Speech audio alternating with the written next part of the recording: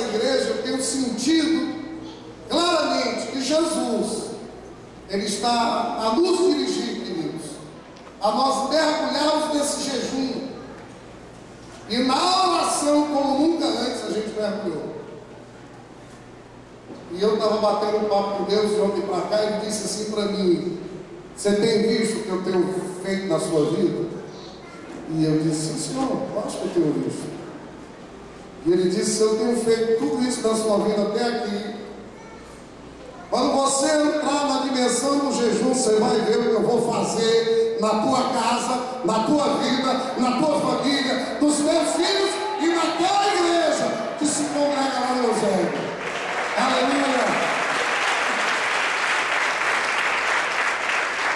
E em primeiro lugar eu quero dizer que depois desse jejum, a sua vida não vai ser mais a mesma. Irmãos, eu digo uma coisa: eu não quero ser ingrato a Deus, Daniel, nem Mozinho, nem eles, eu vim por aqui, nem o Ziel. Eu não sou ingrato. Eu sou, com certeza, uma pessoa muito grata a Deus por tudo isso que eu estou vendo aqui.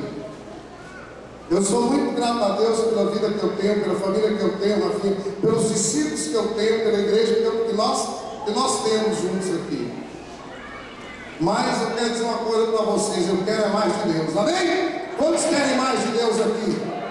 Queridos, eu sou grato, mas eu sou um conformado, porque isso aqui é só o começo, amém? Eu sou muito grato a Deus pelo que Ele fez até hoje, mas eu digo em nome de Jesus: enquanto eu viver, todo ano eu quero mais de Deus, eu quero ver Deus operando mais, eu quero ver mais vidas para Jesus, eu quero ser mais ainda o instrumento de Deus, para Deus operar poderosamente aqui na terra. Aleluia! Aleluia! Você deseja mais de Deus? Você precisa de um milagre na sua vida? Você está se sentindo espiritualmente seco e está inconformado com a vida que você está levando? Pois o jejum, queridos, ele vai levar vocês a uma dimensão de milagre, de graça, de comunhão com Deus, que nunca antes vocês experimentaram na vida de vocês. Um homem de Deus chamado Jensen Franklin disse o seguinte: que a disciplina do jejum, ela libera a unção. Quem quer a unção de Deus aqui? Quem quer mais unção de Deus aqui? O favor de Deus, quem que quer aqui? E a bênção de Deus na sua vida, quem que quer? Diga glória a Deus, querido. O jejum faz isso. Quando a gente se abstém do alimento natural e consagra o jejum ao Senhor, o seu espírito fica desobstruído das coisas deste mundo e passa a estar tremendamente sensível às coisas de Deus. Aleluia! Tremendamente sensível às coisas de Deus, tremendamente sensíveis à atmosfera espiritual. Queridos, vocês sabiam que existe uma quarta dimensão? Existe uma quarta dimensão que vai além da altura, da largura e da profundidade. E é nesse nível dessa quarta dimensão que Deus quer levar cada filho dele a viver. Deus não quer que o cristão seja medíocre, tacanha. Deus não quer que nenhum cristão viva de queda em queda, porque a palavra de Deus diz que Jesus veio para dar vida e vida com abundância. E eu tenho dito para Deus: Senhor, tudo que Tu tem reservado para a minha vida, eu quero em nome de Jesus. Eu não quero ser promovido para o céu antes que Deus cumpra na minha vida tudo aquilo que Ele tem para cumprir em nome de Jesus. E eu já estou profetizando na sua vida também, que aquilo que Deus tem reservado para você, as promessas de Deus, os sonhos de Deus, o que bate no coração de Deus, vai acontecer na sua vida em nome de Jesus. Aleluia!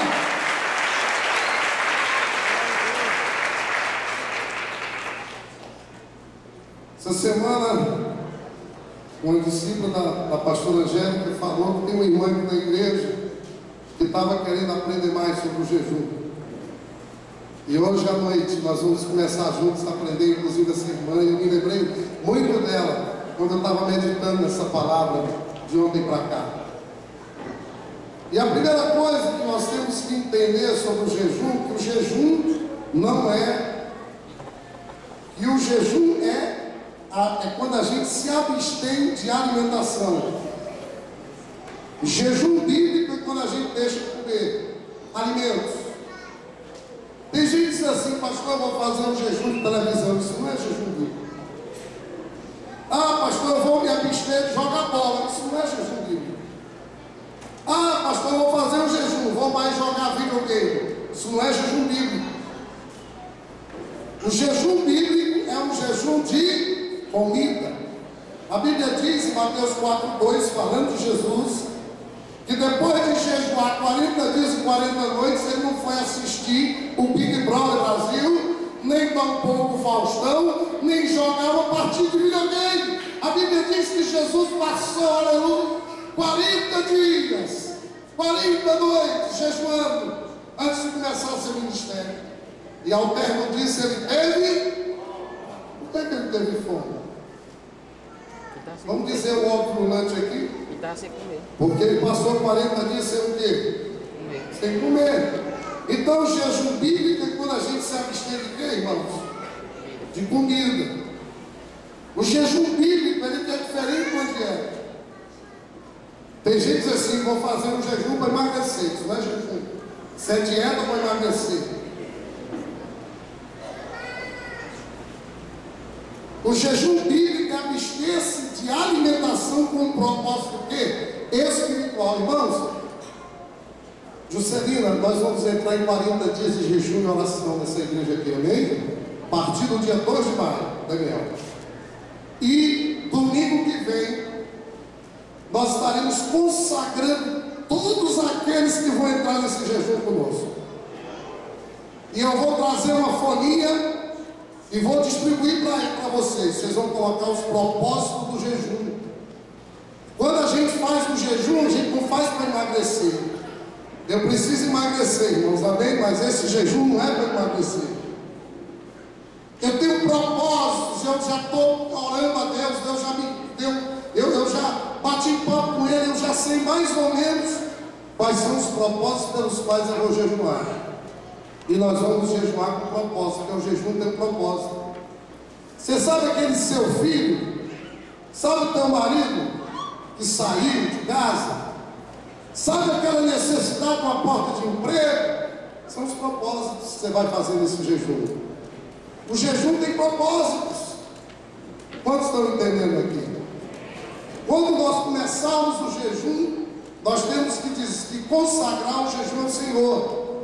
Você tem que dizer: eu consagro esse jejum ao Senhor.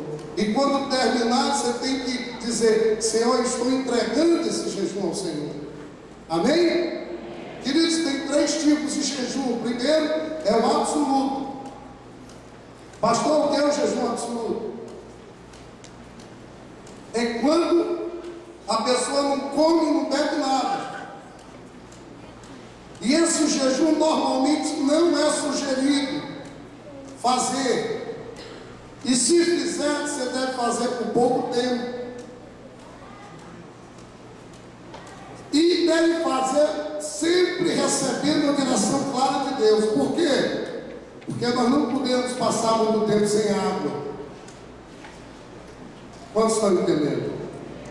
Nós não podemos passar. E nós vamos ver que Jesus jejuou, e o jejum dele não foi de água.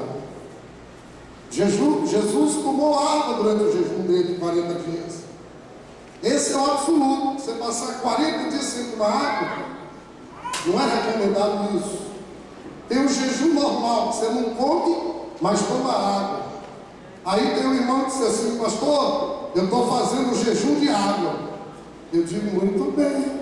Só que o cara estava fazendo o jejum, a única coisa que ele não fazia era tomar água. Tomava Coca-Cola, refrigerante, comia mais de 2. Mas só não tomava água, Paulinho. Não é esse o jejum.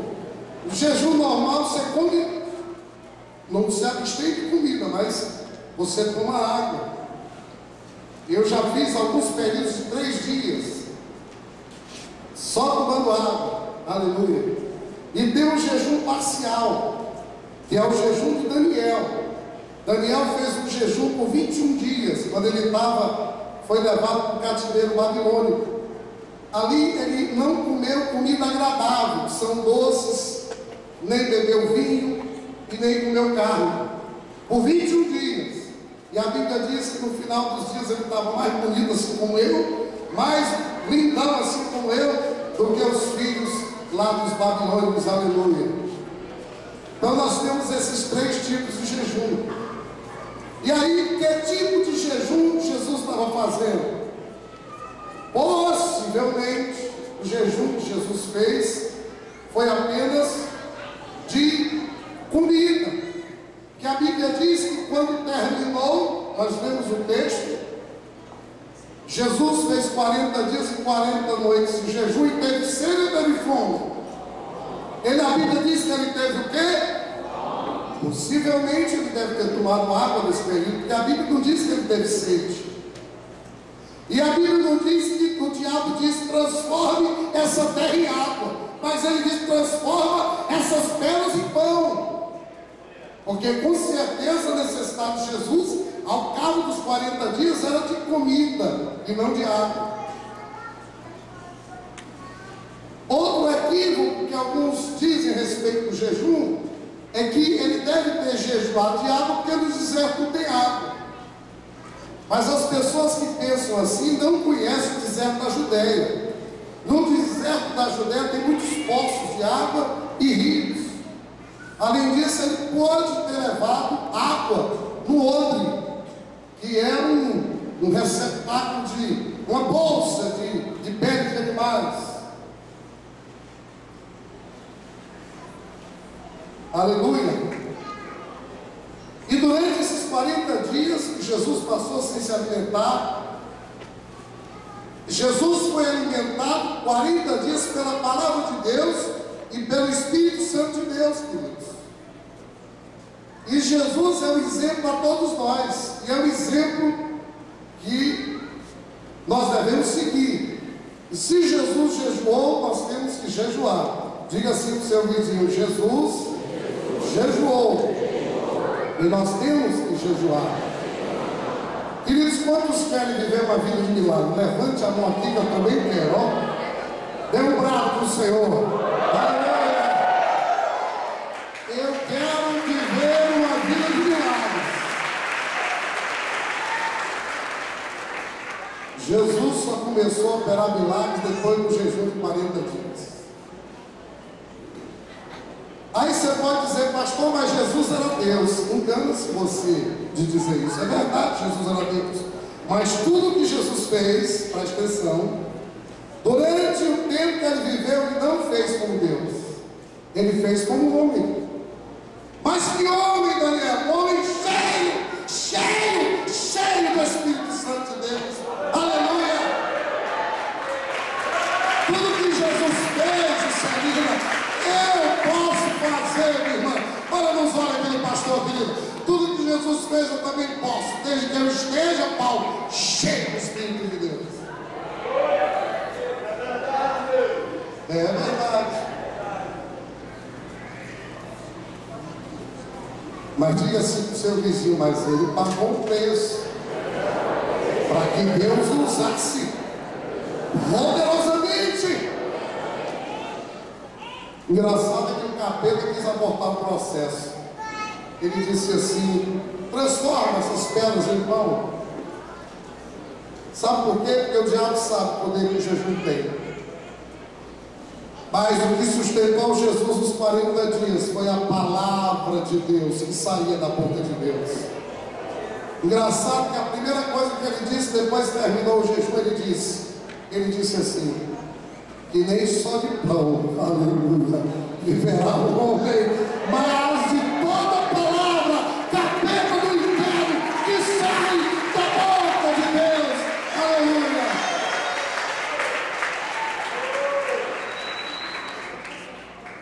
A respeito do jejum, agora se preparem para essa poderosa revelação, irmãos. Diga assim para o seu vizinho: agora vem o outro. Meu Jesus, quando eu vi esse negócio que está aí, Eu treinei nas estruturas. Mateus capítulo 6, Jesus ensina 3 disciplinas que todo cristão deverá praticar. Diga assim para o seu vizinho: todo cristão deverá praticar 3 disciplinas. Jesus começa ensinando que o cristão deve dar esmola. Irmãos, isso é poderoso. Você sabe qual é uma das fontes maiores da bênção de Deus na vida do homem? É quando ele aprende a dar. Quando ele aprende a semear na igreja, quando ele aprende a dar para o irmão dele, a semear na vida do outro. A unção, Angélica, muito poderosa em dar, em semear. Diga assim para o seu vizinho: uma unção poderosa em dar.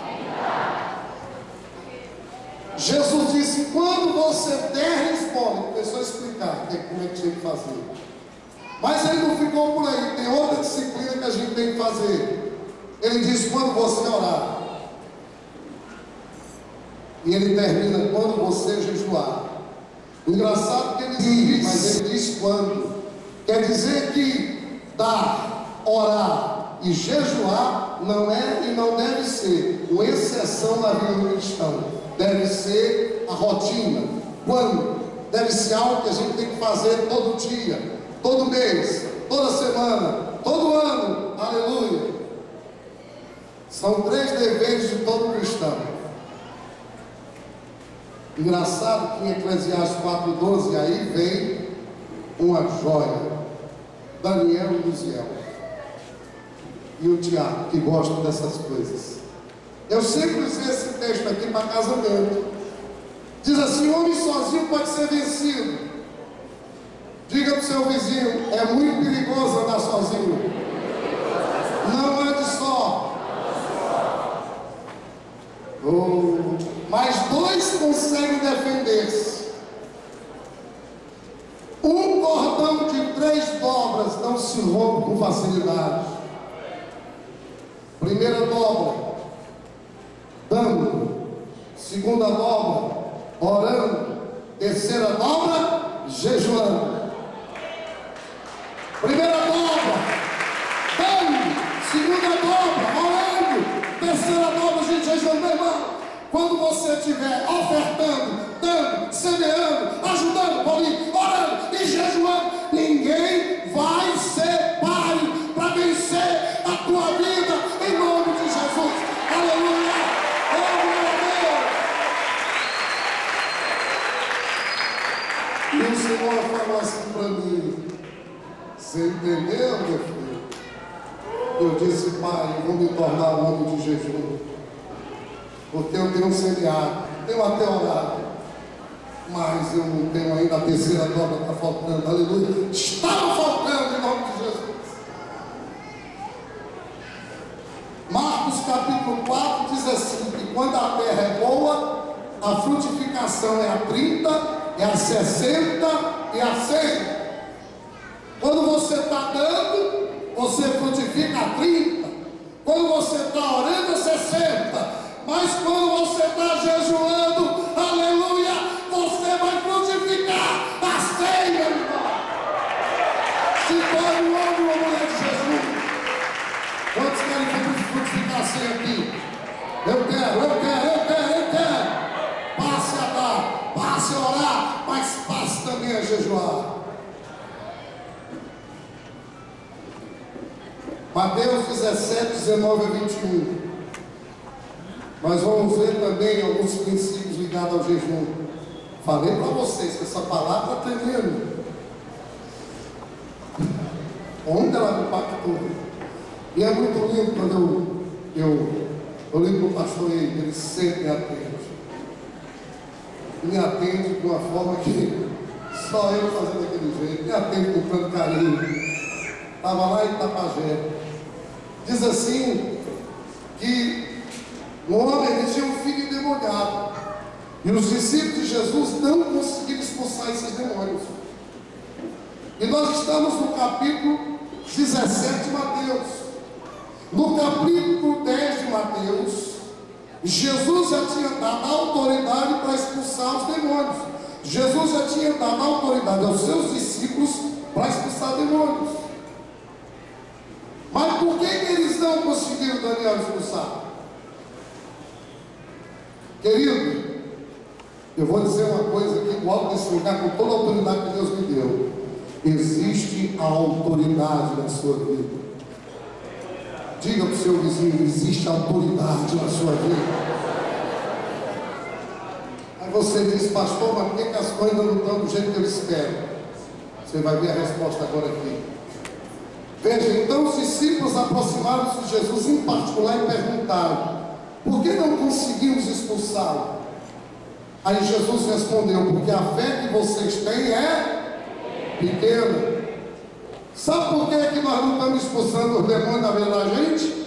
Sabe por que a vida da gente não está tal qual Deus espera? Porque a nossa fé ainda é pequena. Irmãos, eu vou dizer uma coisa para vocês: a minha fé ainda é pequena, mas eu me acho um homem de fé.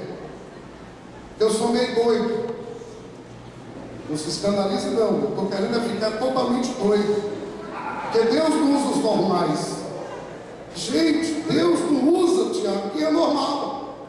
Eu de vez em quando digo para o menino aqui, meu discípulo, eu digo: hoje eu estou como nunca, hoje eu estou mais doidão ainda, aleluia.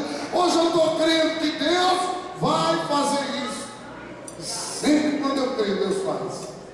Até hoje ele não me decepcionou. Eu lhes asseguro que se vocês tiverem fé do tamanho de um grão de mostarda, poderão dizer a esse monte: vá daqui para lá, e ele irá. Nada lhe será impossível. Mas dessa espécie só sai como? Pela oração e pelo jejum. Queria que aumentasse só um pouquinho o retorno. Ouça o Chico vai dar, tá vendo? Quem sabe que esse pastor. Queridos, me diga aqui uma coisa: Jesus disse que aqueles demônios saíram por falta de quê? De fé. Mas agora ele diz que aquela espécie de demônio só saía pela oração e pelo jejum. E parece que é uma contradição. É falta de fé ou de jejum e oração? Eu diria para vocês que é falta de fé, porque tudo é pela falta de fé. Mas ele disse: se vocês estivessem orando e jejuando, vocês teriam fé para expulsar os demônios. O que Jesus estava dizendo é que eles tinham falta de fé porque eles não oravam e não jejuavam. Queridos, eu quero dizer aqui que o jejum não muda Deus. Tem gente que jejua e acha que vai mudar Deus. Tem gente que jejua e acha que vai sensibilizar Deus. Não. Deus não é sensibilizado através do nosso jejum. O que o jejum vai mudar é você. Diga para o seu vizinho: o jejum não muda Deus. O jejum vai mudar você. Vai lhe encher de fé, vai lhe encher de ousadia, porque sem fé é impossível agradar a Deus. Olha para Deus, Jesus. O jejum vai mudar você, para você ficar cheio de fé, ficar cheio de ousadia, ficar bravo do Senhor, aleluia. Irmãos, eu creio que a igreja Plenitude logo vai ter 10.000 pessoas, e vai ter 1.000 células, e eu vou ver logo esse tempo aqui só com as crianças celebrando, e vai ficar pequeno para as crianças.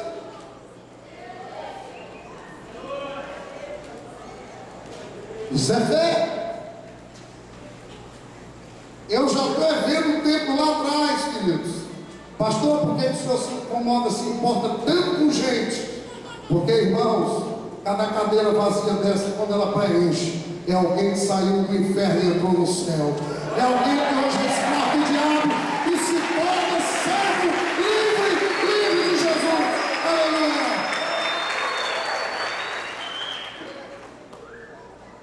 Por isso é que eu me encho de fé e de ousadia, queridos.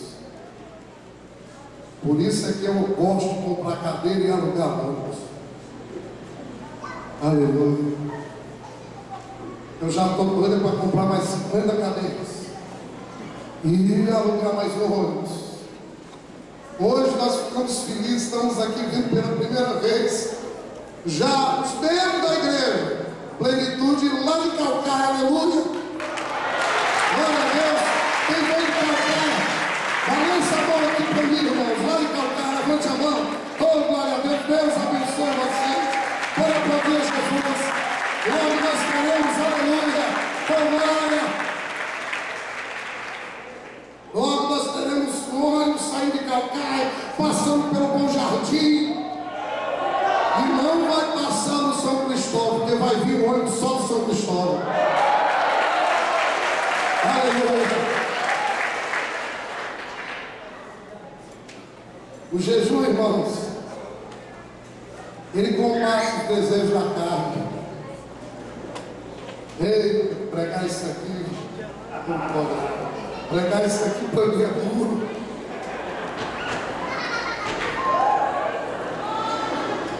Eita, Jeová, mas eu vou pregar, aleluia. Nós temos que destronar de nós o rei estômago. Olha para o teu estômago e diga assim: se é até bonitinho, mas você vai sair do trono.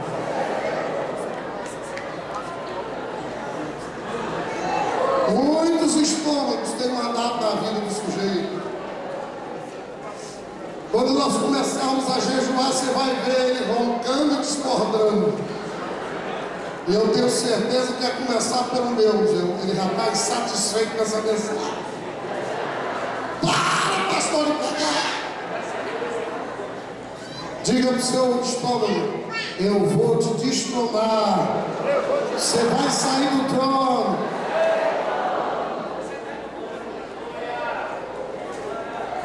É comum que algumas pessoas, antes do jejum, fiquem desesperadas para comer. O jejum sucuri. Cara, antes do jejum, agora eu morre.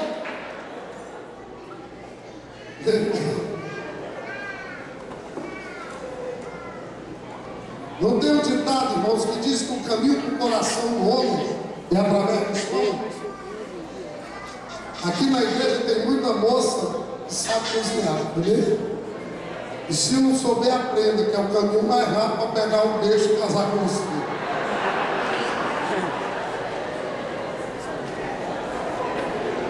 E o diabo sabe desse ditado, que o estômago é importante.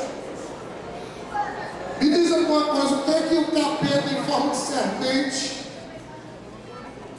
chegou para Eva e sugeriu que a Eva fizesse o quê? Comer.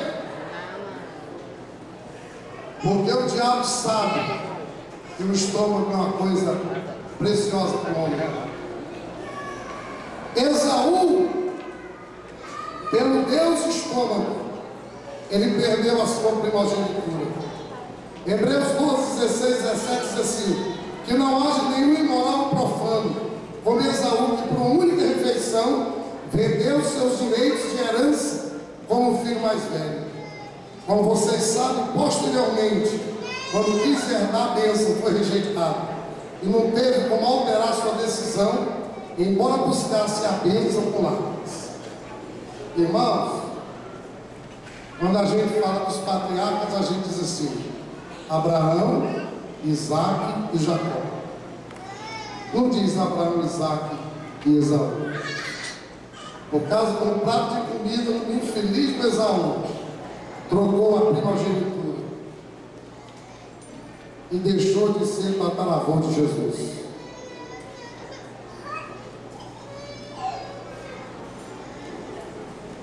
Engraçado que foi o rei estômago aliado ao egoísmo, que muitas vezes impede as pessoas de ajudar os necessitados.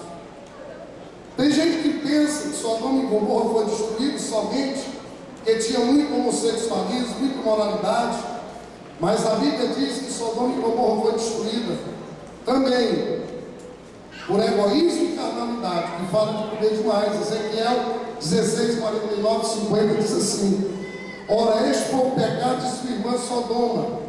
Ela e suas filhas eram arrogantes, tinham fartura de comida e viviam despreocupadas. Não ajudavam os pobres e os necessitados.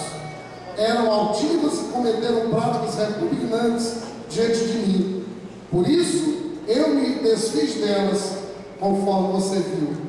Paulinho, uma das razões porque Sodoma e Gomorra foi destruída é porque eles tinham fartura de comida, só pensavam em comer e não ajudavam os pobres e os necessitados. Então nós temos que destronar o restão para que nós possamos ter uma vida abençoada de jejum. Em quarto lugar, o jejum ele quebra o poder de vícios sexuais e derrota as amarras demoníacas. Irmãos, há muitos mesmo, crentes que convertem e que por muitos anos não conseguem se ver livre de práticas de perversão sexual. Em Mateus 17, 21 diz assim, que essa espécie só sai pela oração e pelo jejum. Essa é uma espécie de demônio, de poder demoníaco, só sai com oração e jejum. Toda espécie de perversão sexual somente sai com oração e com muito jejum. E nós temos um exemplo aqui tremendo, esse é tremendo, irmãos. Na Bíblia, nos capítulos 19 e 20 de Juízes, de um levita. Esse homem, ele era um levita, portanto, ele fazia parte da tribo de Levi, responsável pelo louvor e adoração, e ele vivia nos montes de Efraim, e ele tomou para si uma concubina, uma esposa que era de Belém de Judá. A Bíblia diz que essa esposa foi infiel e voltou para a casa dela, mas ele foi atrás dessa mulher, e quando ele estava voltando para sua terra, já estava à noite, e ele resolveu pernoitar em Gibeá, que era uma cidade que ficava dentro da serraria de Benjamim.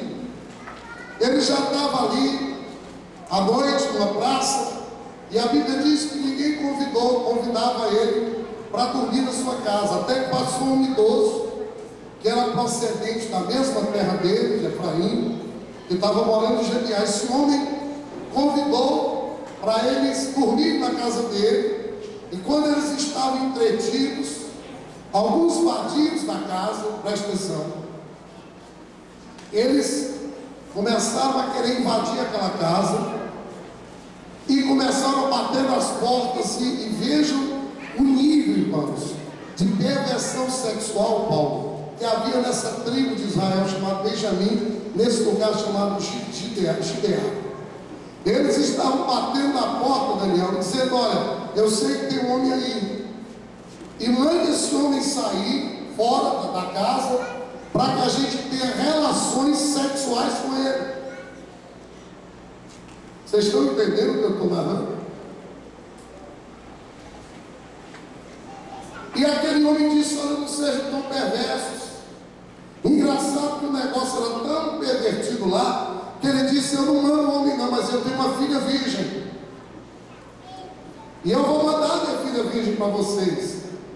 E eles não quiseram, até que aquela concubina foi empurrada para fora daquela casa. E durante toda aquela noite, aqueles homens tiveram um relacionamento sexual com aquela moça, ao ponto que ela morreu. E quando o dia clareou, a bichinha estava, a Bíblia narra que ela estava segurando na porta daquela casa, morta, desfalecida. Aquele homem, aquele levita, levou-a até a sua casa. Ali ele retalhou aquela moça em 12 pedaços e mandou os 12 pedaços para as tribos, cada uma tribo de Israel, 12 pedaços. Quando as outras 11 tribos souberam do acontecido, se revoltaram, se reuniram, a Bíblia diz, como só homem, 400 mil homens se levantaram levantaram e foram em direção àquela cidade de Gibeá. Chegando lá e disseram: olha, nós não queremos fazer nada com vocês, desde que vocês nos entreguem os homens que fizeram o que fizeram com essa concubina, com essa senhora. Queridos, em primeiro lugar, eu quero dizer para vocês que quando nós concordamos com esses atos, as consequências que nós concordarmos advirão para a vida da gente. Gente, nós vivemos em dias de grande perversão sexual, ao ponto de nós não podermos mais pregar contra o homossexualismo. Queridos, a igreja precisa continuar dizendo que pecado é pecado. E eu quero que vocês me entendam. Gente, nós amamos o homossexual, mas nós abominamos o homossexualismo. Nós amamos o pecador, mas nós não temos que pregar aqui a favor do pecado. A igreja tem que se levantar em nome de Jesus, como arautos de Deus, para continuar dizendo que pecado é pecado, mas que o pecador ele tem que ser amado, pastora. Nós amamos uma prostituta, nós amamos um ladrão, nós amamos o que for. A nossa igreja está de braços abertos para receber, mas quando eles chegarem aqui, vão ser poderosamente tocados pela presença do Espírito de Deus e vão aqui serem libertados. Porque o homossexualismo é possessão demoníaca. O homossexual, irmãos, é um homem possesso pelo diabo, manifestado 24 horas. Normalmente foram abusados na infância, normalmente foram abusados, molestados sexualmente, ou foram rejeitados pelo pai e pela mãe. E aí o demônio chamado Pombagira, uma entidade chamada Leviatã, entrou na vida dele. Mas quando o poderoso Rei dos Reis e Senhor dos Senhores entrar na vida dele, o diabo sai imediatamente. Oh, aleluia. Mas aquela tribo de Benjamim não fez isso antes, senão ninguém vai entregar ninguém não. E a Bíblia diz que 400 homens atacaram aquela tribo. Da primeira vez morreram 28.000 homens daqueles 400.000. Eles não conseguiram, irmãos, da primeira vez que atacou. Sabe por quê? Porque aquela cidade toda estava possessa. E a possessão demoníaca da perversão sexual, dos pecados ligados a essa área, só sai através de jejum e de oração. A Bíblia diz que a segunda vez que eles foram, morreram 18.000. Aí a Bíblia diz que a ficha caiu. E a Bíblia diz que eles levantaram um grande jejum em Israel. E na próxima vez, na terceira vez, a Bíblia diz que eles destruíram boa parte daquele povo que morava ali. E o poder de Deus se manifestou e deu vitória ao seu povo. Portanto, nessa área de perversão sexual, só sai através do jejum e da oração. Quantos entenderam o que eu disse? Nós amamos o pecador, mas nós aborrecemos o pecado. Em quinto lugar, o jejum.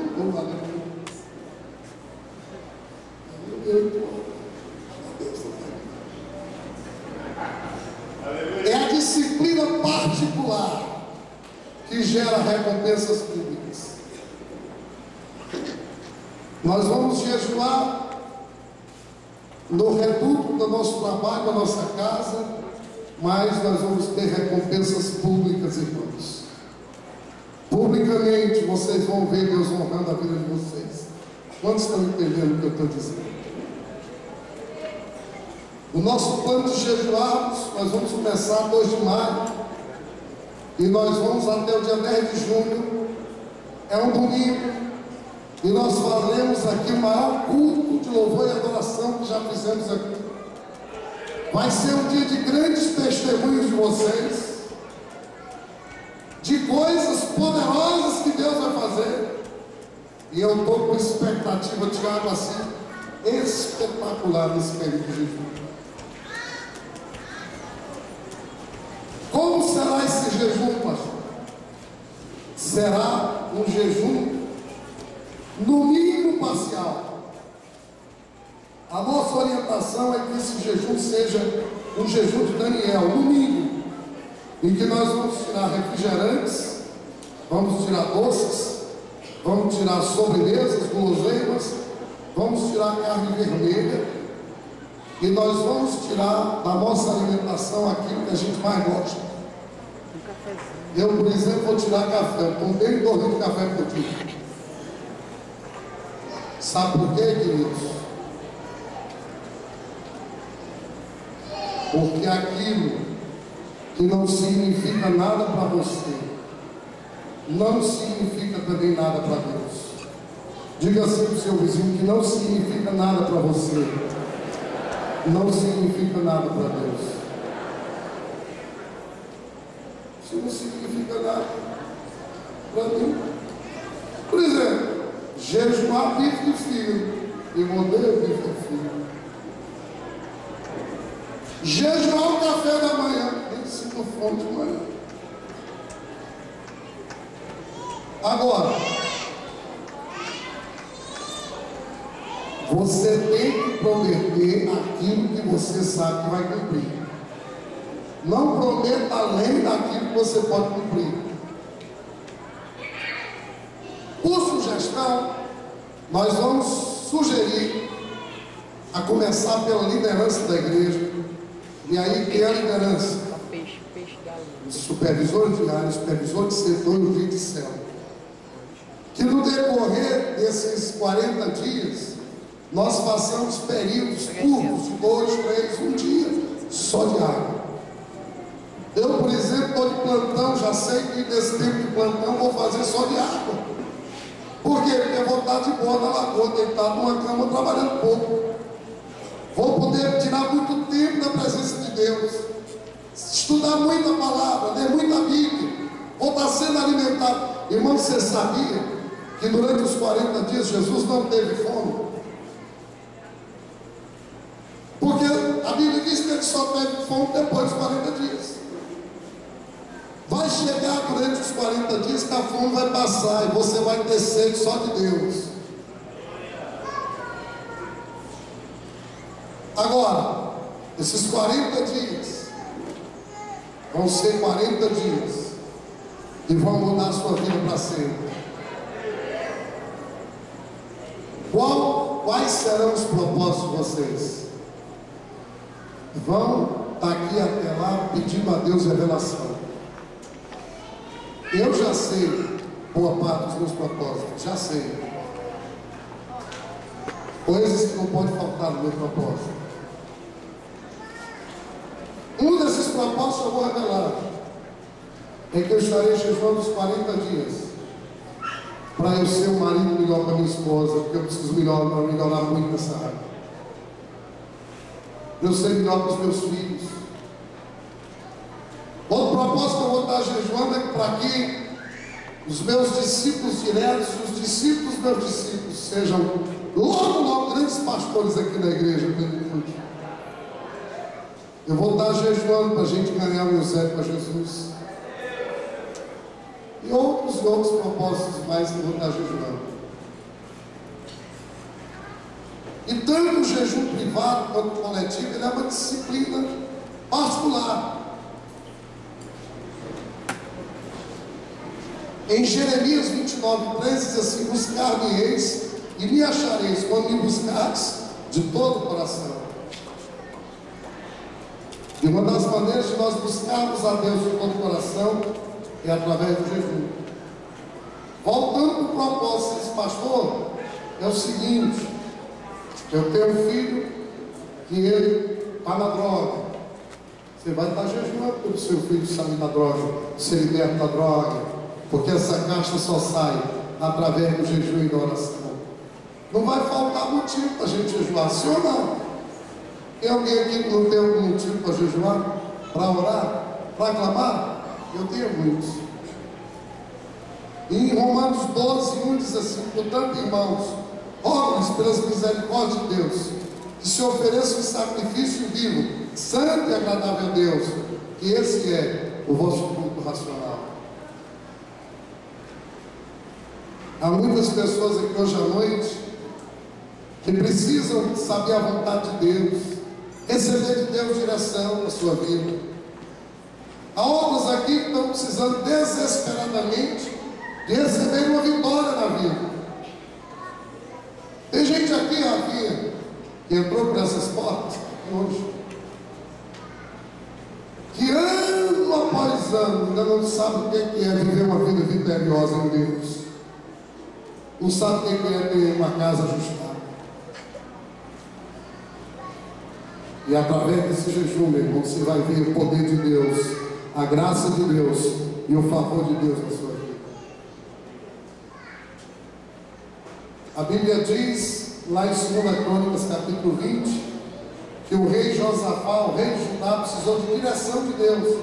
E ele convocou um jejum, Daniel, que até as crianças jejuaram. Mas a verdade é que o diabo ele odeia o jejum, e ele vai fazer de tudo para que você não jejue. Mas você vai jejuar. E durante esse jejum, e após esse jejum que nós vamos fazer, você vai ver os céus abertos e os anjos descendo, ministrando na sua vida, ministrando na sua casa, como nunca antes se viu. Olha para o Senhor.